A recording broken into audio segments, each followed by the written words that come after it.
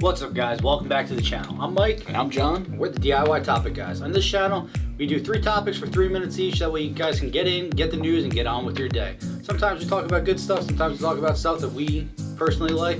But we're going to give you guys an inside look at all those things as well. So today's topics is going to be stripping records, and if it actually means anything. We're going to be talking about the New York Knicks and their relevancy again. And lastly, we're going to be talking about 90's nostalgia. So if you guys are new here, thank you guys so much for being here. Make sure you subscribe down below. Also, like, comment, interact with us, all our returning viewers and subscribers. Thank you guys so much for being here. Continue and support us. Make sure you guys have your post notifications on. And also make sure you guys are following us on all the socials at DIY Topic Guys. Let's hop into this right now.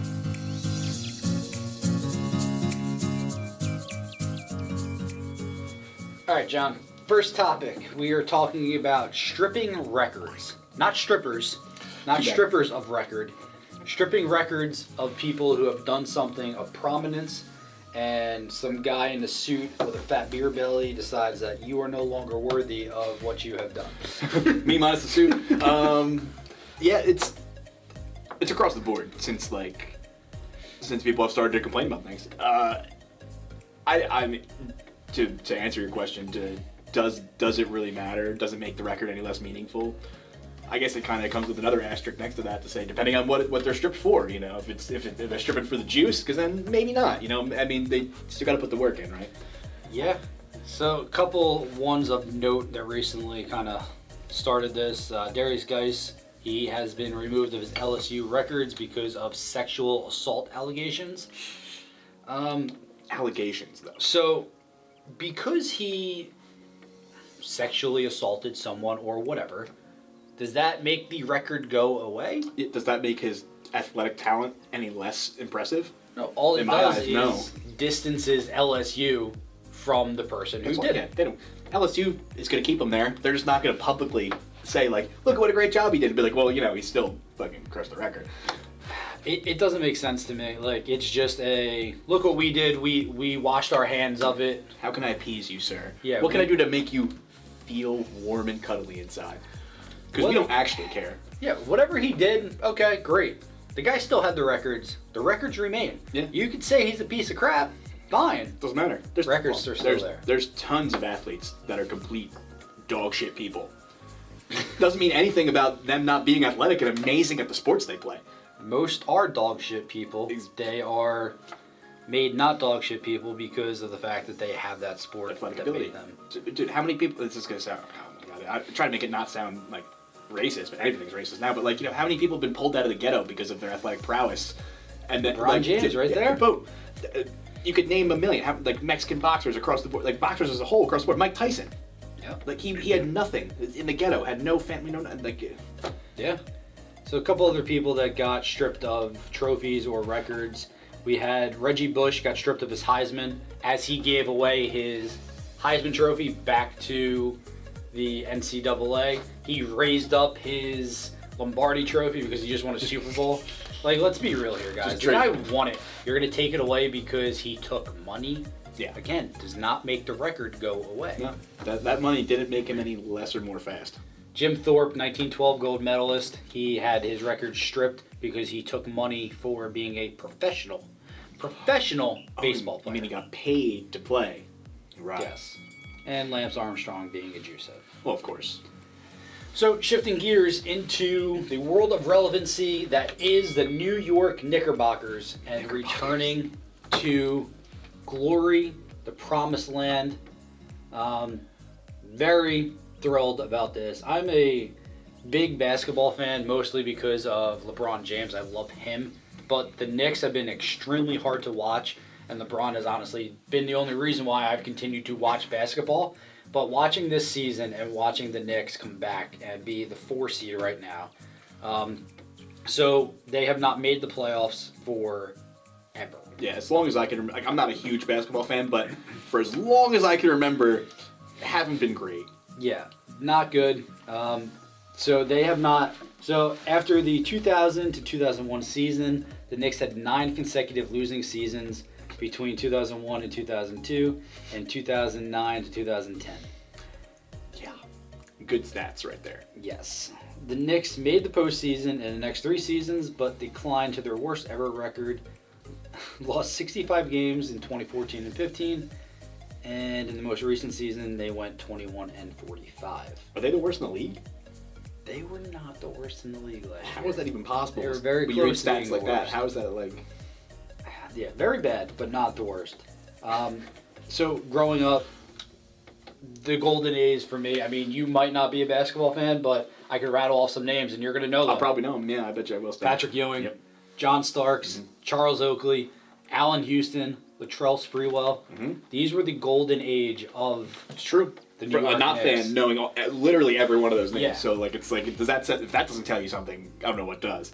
One of my greatest childhood memories was we went to the Knicks game versus the 76ers out in Philly, and we watched them. They won. It was an amazing game. Got a little Knicks basketball, savored it forever, and left the stadium. It was snowing outside. It was amazing. And it's just like, that's every child's dream, to have their basketball team be good. Actually, not suck. Yeah. Have any professional team have my team not suck? Like, Yeah, and the northeast region of, I'll say, the sports of New York, not northeast. It is though. It is Northeast because it's Jersey. It's Philly. Well, I said Philly, but it's Pennsylvania. Like Yeah. Philly's the whole state. No, you're right though. It is 100%. It does make it. It's a big deal for. Like I said, I'm not a big basketball guy, but there's so many people that are, and like that's a driving force for people, like for daily life, which is it's amazing how much it really does mean to people. Yeah, Julius Randle has become our savior. We have a young core of teammates, and RJ Barrett coming out. So very happy to see the Knicks making the playoffs and starting their playoff run this week. We'll see if they pull through. Who knows? So next topic, 90's nostalgia. So this list, we have 50 things. We're going to run through this over the next couple episodes because we want to hit on all of this. 50 things you will only remember if you lived through the 90s. You have that list up, John? I do, and I'm gonna hit it up right here with Tamagotchis, bro. Do you remember these little things? I killed and made them shit in their own little cages for so long. I don't even know. Like, do you remember do you really know? Like, really think back how crazy the fads were for these things and all the knockoff ones that came up thereafter. I don't remember any of them, but you know, if you guys don't know what they are, Google it. Little pet keychain thing. Yeah, I can't remember any of the other ones, but I remember the Tamagotchi and just sitting there. The thing would poop in the corner. You'd have to go clean it up, and then you'd have to play with it. I remember being on a family vacation out in California, and I left my Tamagotchi at home, or at the hotel, and I came back and it died, and my parents did not live that down for a couple hours at least of me crying. And you know what's crazy? I don't even remember what they could do. Like it was so minimal. Like they could do like nothing. Like they could do like nothing. Like go like this on the screen. That's like and like the.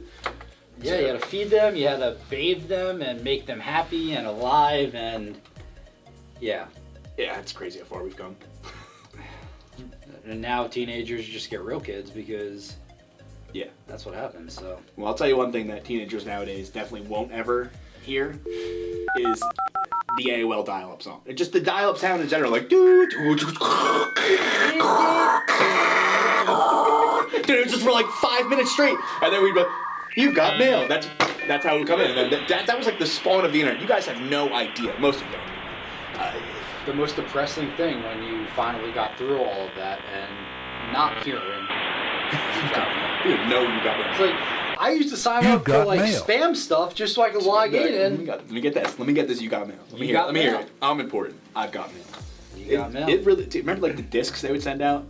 Yeah. Like you used to get like a CD. Most people don't even know what the fuck that is anymore. You get a CD in the mail, and it was like a trial for like 1 hour or 30 minutes of online, because that's what it used to be. They used to get up to like 750 hours of AOL.